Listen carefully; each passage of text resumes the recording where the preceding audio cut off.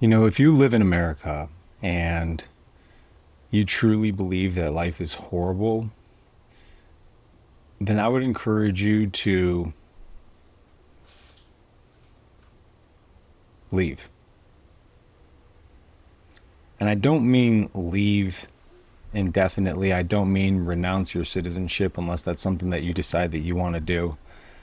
I just simply mean that you should honestly go to other countries, and you don't even need to start off going to the worst places. I mean, if you really, really want to dive just headfirst into the shallow water, go to Nigeria, go to Somalia, go to Burma, otherwise known as Myanmar.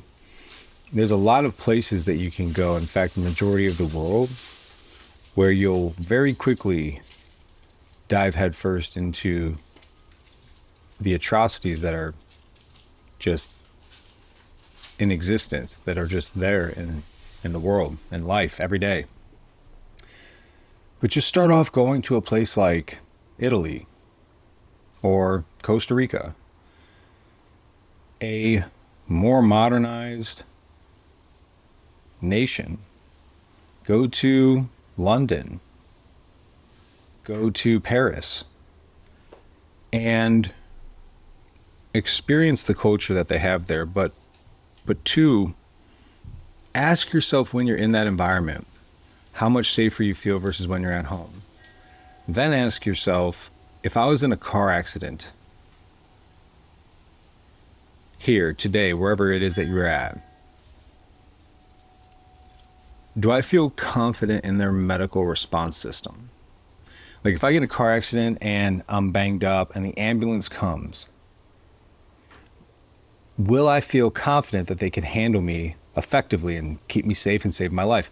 Would I feel as confident in their abilities as I would a United States ambulance coming to rescue me, a United States doctor working on me, nurses, etc.? When I was in Costa Rica years ago, there was this waterfall. It was about 40, maybe 60 feet high. It was pretty decent size. And you'd have to really leap off and you could fall into the lagoon. It was about a mile deep into the Costa Rican jungle, not too far from the shoreline. And the second day that I went there with this group of people from this hostel, met this girl from Denmark, a guy from California, a chick from Sweden, a couple of other people. We all went up to this waterfall and wanted to hang out and just do what people do at waterfalls and jump off them and just have a good time. Well, there were these two older gentlemen there this day. It was a pretty big crowd of people that were there because it was a popular spot. And I'm up on top of the waterfall. Now, keep in mind, you really do need to launch yourself off because it is rocks. It is rocks straight below. But you only need to get about 5-10 feet of a launch, which is super, super easy from that high, because a little 1 foot jump by the time you reach the bottom will do more than good in terms of carrying you away from that danger zone, that impact area. And so we're up there on the rocks and I'm talking to him. And this is when I was in MARSOC. So when he asked what I do for a living, I told him I was a paramedic. That's just one of the things that I used to tell people, so I didn't have to really explain much more than that. And he was a businessman, an executive from New York, there with his friend who kind of grew up in Costa Rica, has a Costa Rican background, but he himself is also a middle-aged businessman, never really spent too much time there. So they're just there doing this little waterfall. It's pretty cool. And the guy's like, you know what? He's seen everybody jump. He's seen me jump a couple times and work my way back up. He's like, I'm going to do it. He goes, I'm going to jump off this waterfall. And so he pulls himself up to the edge, and it's this rounded edge. Again, there's rocks down here, and then a nice, big, beautiful, deep lagoon. And then people scattered all along the edges of it. And he starts kind of inching himself down. Now, it started to drizzle and started to rain a little bit.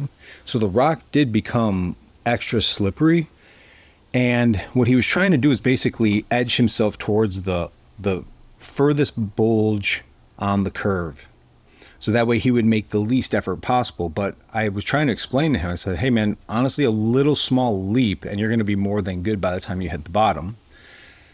And he kept inching. He's like, yeah, he's like inching himself forward. He's like, I'm going to do this. I'm going to do this. And then finally I said, hey man, you got to be careful because you're reaching that point where you can't catch yourself anymore if you slip. And I swear to you guys, he literally turns around and goes, Well, it's a good thing I have a paramedic up here with me then. Shoom. All I heard amidst the water falling into the lagoon was a smack of his body hitting the rocks 40 to 60 feet below, and a blood curdling scream from a few of the women who were down on the edges of the lagoon. And I couldn't believe that I just watched this guy die. His last words were to me, "It's a good thing I have a paramedic up here," as he literally slips and falls down into the rocks below and tumbles to his death. I look over the edge of the cliff and I see his limp, lifeless body floating face down in the lagoon. My first initial instinct was to jump. A couple of the guys jumped off the lagoon and they were like swimming towards him. And then I was like, you know what? I don't need to make the situation any worse. I hustle down the side of the waterfall, the hill. I get down to the lagoon. There, they got him right side up. They bring him to the edge. We pull him up and he's breathing. The back of his head, this guy had the largest gash and just swollen contusion, probably has internal bleeding in his brain. Man, I haven't thought about this guy in a long time. And I don't know, he just missed his spinal cord. Whatever rock hit his back of his skull, just missed his spinal cord. So I was like, wow, this guy might be alive. I look at his elbow, it's mush. I've never seen a human elbow like this before, where it had just completely just disintegrated into his skin sac. And it was just absolutely horrendous. So he's breathing. It's a little bit kind of agonal, but he's breathing. He doesn't have any major life bleeds going on, like no pressure, no tourniquets are required. He's not bleeding anywhere. He has clear airway. Okay, cool. So what do we need to do now? We need to stabilize that disgustingly liquidated elbow. We need to probably try to stabilize his neck as best we can. We don't really have anything for that out here. We're about a mile deep into the jungle. I've got people who've never been in this type of a situation before ever in their entire life. I'll tell you that much right now. And we got to extract him. You know, hopefully if we had a C-spine and a board, that would be perfect, but we don't. So what do we got? I look around. I see some chick with a bikini top. I was like, give me your bikini top. I'm going to stabilize his arm with that. She rips it right off without even thinking about it. Cool. That actually worked. Then I tried to stabilize his arm with it. Just so you guys know, women's swimsuits do not make good stabilizing items whatsoever because they're all stretchy. So I was like, man, this is freaking horrible. So I'm like cinching it around him way too tight, just unevenly distributed pressure up against his arm. And basically just took it and tried to like keep it up against the side of his body because I didn't even want to bend his elbow. And all of a sudden he sits up, breathing. Like, oh, okay, cool. Well, at least he didn't break his back up here.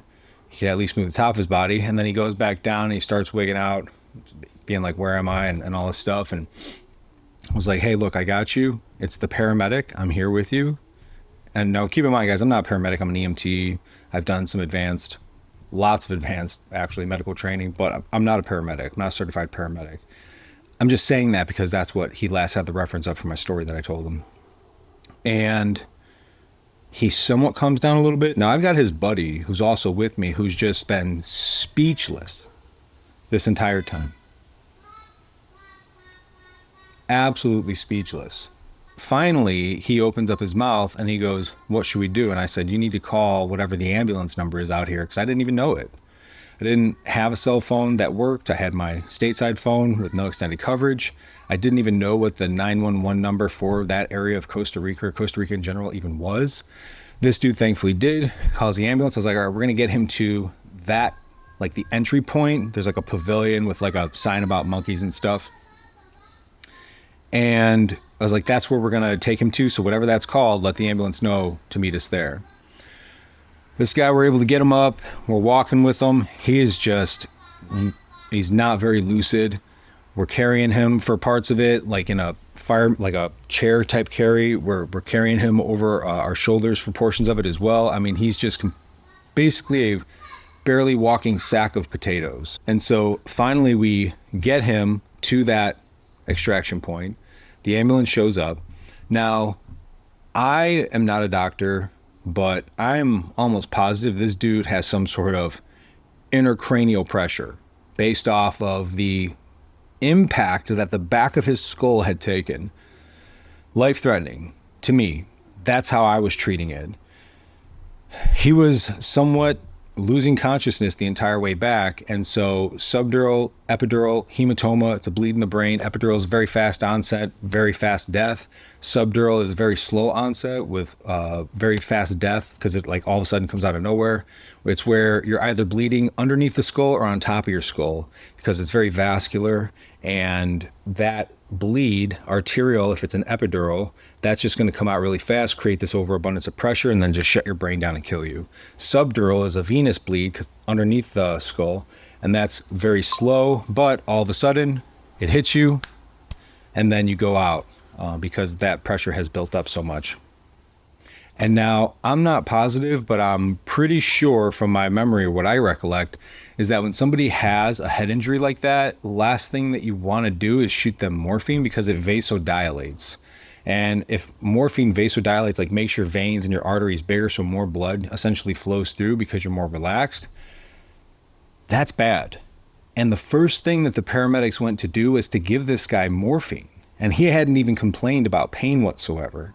He was so in and out of it that he hadn't even realized the type of pain that he was even in.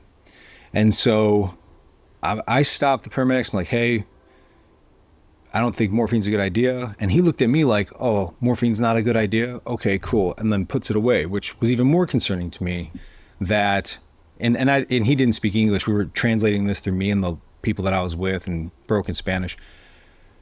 It's like, if I was a paramedic, hell, even if I was myself and somebody got hurt and I was certain of a medical intervention and then some random tourist came up to me and said, don't do that, I'd be like, sure. Okay, bro. I know what I'm doing. But he didn't have that response to me. He had a response like, oh, okay, cool. I'll take your advice.